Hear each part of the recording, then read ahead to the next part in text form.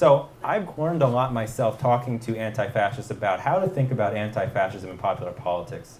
First, there's a range of perspectives.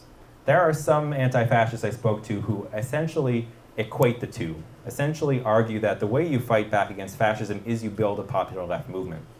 There are others who have a focus more on how frequently to really do the work of anti-fascism, it requires you being unpopular.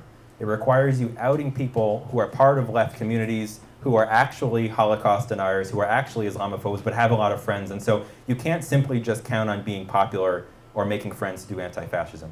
Other people talk about the fact that there are anti-fascist formations that are popular. There are other ones that are based more on small group actions, but sometimes they have the same membership and they do different things at different times.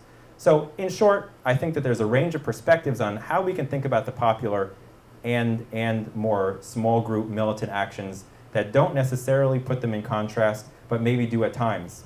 And to me, that's especially interesting when we think of the role of minorities in popular politics. And I don't say minorities as like a weird liberal way of talking about people of color or queer and trans people or so forth and so on, but literally in terms of numbers, when you have a situation where you're trying to think through doing politics in a society where most people are predisposed to not get your back, how do you do that? And so for me, the Battle of Cable Street was really instructive in that way, because you got a situation where anti-Semitism maybe wasn't as bad in Britain as it was in some other countries, but it was pretty bad.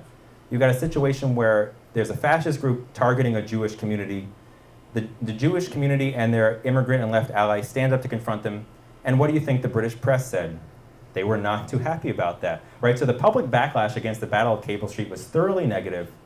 The British Union of Fascists gained more recruits because of it, because all of the kind of anti-Semitic white conservatives in Britain said, oh, I'm going to join them and beat up some Jews.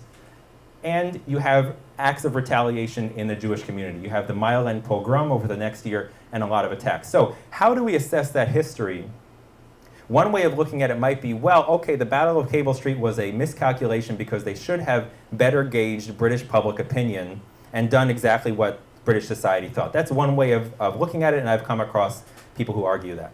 Another way of looking at it is that, maybe in certain cases, the popular opinion cannot be the gauge of resistance because it can end up in genocide, because the popular majority group isn't necessarily always going to have your back.